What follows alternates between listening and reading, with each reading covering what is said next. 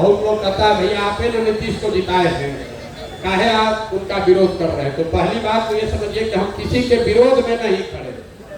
हम ना नीतीश के खिलाफ कुछ बोले, ना तो भाजपा खिलाफ बोल रहे हैं, ना लालू के खिलाफ बोल रहे हैं। हमने शुरुआत ही की है कि जिसने जो काम किया है उसका सम्मान है, उसके उस बात को मान लीजिए, लेकिन बिहार की दशा सुधरनी चाहिए। अब नीतीश का पहले समर्थन क्यों किए थे ये समझ लीजिए। 2014 के नीतीश कुमार और 2024 के नीतीश कुमार में जमीन आसमान का फर्क है। नेता के तौर पर, प्रशासक के तौर पर और मानवता के आधार पर 2014 में जिस नीतीश कुमार की हमने मदद की थी, ये वो नीतीश कुमार थे जिनके नेतृत्व में बिहार सुधरता हुआ दिखा था।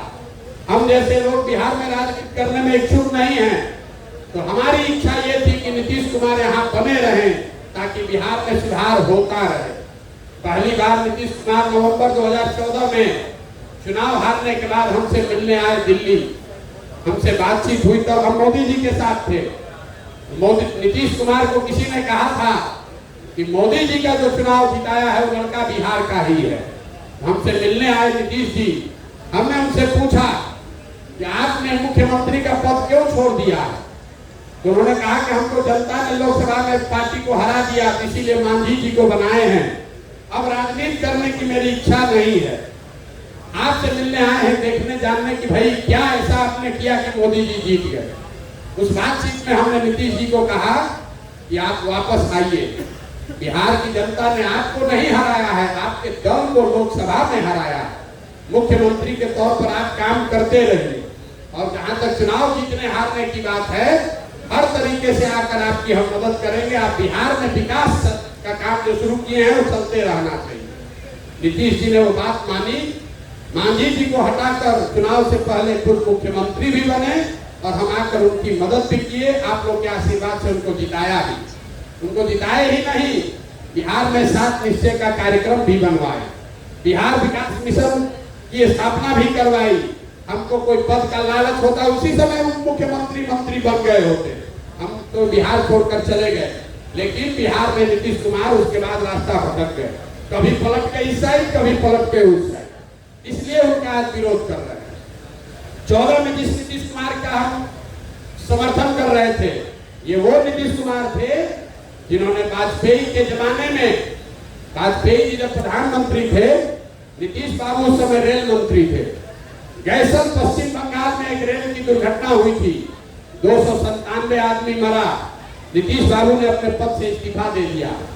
वाजपेयी जी ने जब उनका इस्तीफा स्वीकार किया, तो नीतीश बाबू ने कहा कि 297 आदमी की मृत्यु हुई है, हम कैसे इस पद पर रह सकते हैं। और आज वही नीतीश कुमार हैं। कोरोना के दौरान हजारों बिहार के लोग का उनकी दुखद मृत्यु हो गई, लाखों बच्चे बिहार के मारे मारे फिर रहे थे, वही नीतीश कुमार घर से बाहर नहीं निकले, इसलिए आज उनका विरोध कर रहे हैं। 2014 में जिस नीतीश कुमार का हमने मदद किया, 2014 में नीतीश कुमार चुनाव नहीं हारे थे, उनके पार्टी को जनता ने लोकसभा में हराया था। आज नीतीश कुमार चुनाव हार गए हैं। 14 में नीतीश कुमार चुनाव नहीं हारे थे और राजनीतिक मोरालिटी के नाम पे उन्होंने पद छोड़ दिया था, इसलिए उनका मदद करने गए। आज 2020 में नीतीश कुमार चुनाव हार गए हैं। 243 के लोग विधानसभा में, 42 को उनका विधायक जीता है, लेकिन आप और हम देख रहे हैं कि कभी लालटेन पर लटक कर, कभी कमल पर बैठ के ये आदमी कुर्सी छोड़ना नहीं चाहता, इसलिए इसका विरोध कर रहा है। और एक और सबसे बड़ी बात आप समझिए, लोकतंत्र में किसी पर भरोसा, विश्वास, वोट 5 वर्ष के लिए है, जीवन भर की गुलामी नहीं है। 5 वर्ष पर चुनाव क्यों होता है? 5 वर्ष पर चुनाव क्यों होता है? 10 वर्ष पर भी तो हो सकता था। 5 वर्ष पर चुनाव इसलिए होता है कि जिस नेता पर, दल पर, विचारधारा पर आपका भरोसा है, आप उसके साथ खड़ा होइए, उसको वोट दीजिए, उसको जिताइए। लेकिन वो दल, वो नेता, वो विचारधारा अगर आपके और आपके बच्चों के लिए काम नहीं करती है, तो वही संविधान आपको बताता है कि नागरिक होने के नाते आपकी जिम्मेवारी है कि जिस आदमी को आपने जिताया है उसी आदमी को कुर्सी से नीचे भी उतारिए, नहीं तो आप लोग तो राजतंत्र ला दीजिएगा। एक बार मोदी जी को वोट दे दिए, तो जीवन भर उन्हीं को देते रहेंगे। एक बार नीतीश का मदद कर दिए उन्हीं को अगर हमेशा रहना है तो फिर चुनाव का जरूरत क्या है? कह दीजिए कि जब तक नीतीश कुमार जिंदा रहेंगे उनका विरोध नहीं होगा, काम करे चाहे न करे उनको वोट देते रहे। ये आपकी सोच हो सकती है, हमारी सोच नहीं है। काम के आधार पर, उनके ट्रैक रिकॉर्ड के आधार पर उनका मदद किए थे। अभी 5 वर्ष से उन्होंने काम अच्छा नहीं किया है, इसलिए उनका विरोध कर रहे हैं।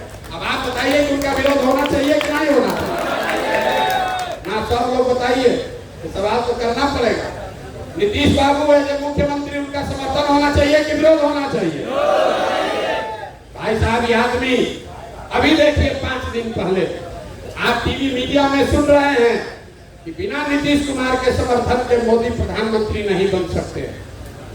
मोदी जी के बगल में बैठे हुए, बिना इनके समर्थन के दिल्ली में सरकार नहीं बनेगी।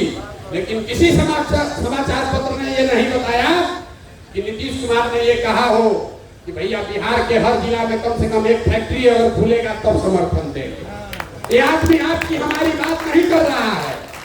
उस आदमी को अपने दल के नेताओं की भी चिंता नहीं है। लोग कह रहा था कि बड़का मिनिस्ट्री मिलेगा, कुछ नहीं मिला। क्यों नहीं मिला? क्योंकि नीतीश कुमार को अपने नेताओं के लिए मिनिस्ट्री भी नहीं चाहिए। उनको एक ही चीज चाहिए कि भाजपा वाले डर के मारे कह दिए कि 25 के बाद भी तुम ही मुख्यमंत्री रहोगे, बाकी बिहार की जनता भाड़ में जाती हो तो जाए। अब आप बताइए कि ऐसे आदमी का समर्थन होना चाहिए कि विरोध होना चाहिए? यहाँ जरा बताइए तो, होना चाहिए कि नहीं होना चाहिए? इसीलिए तो गांव-गांव घूम रहे हैं। अपना कोई निर्णय नहीं है, जो जनता कह रही है वही कर रहे हैं। आप कह रहे हैं कि इस आदमी का विरोध होना चाहिए। जितने यहाँ राजनीतिक ज्ञानी लोग हैं, जरा आप सोच के बताइए कि नीतीश बाबू कोई बढ़िया मिनिस्ट्री क्यों नहीं मांगे हैं अपने दल के लिए? आप नीतीश को इतना नहीं जानते हैं जितना हम जानते हैं। नीतीश बाबू इसलिए बड़ा मिनिस्ट्री नहीं लिए हैं कि कोई बड़ा मिनिस्ट्री ले लेगा तो उनके दल में कोई दूसरा कंपटीटर खड़ा हो जाएगा। इसलिए ऐसा मिनिस्ट्री दो कि वो मिनिस्टर भी रहे, उसके पास काम करने का कुछ अवसर भी न रहे। लेकिन नुकसान किसका है?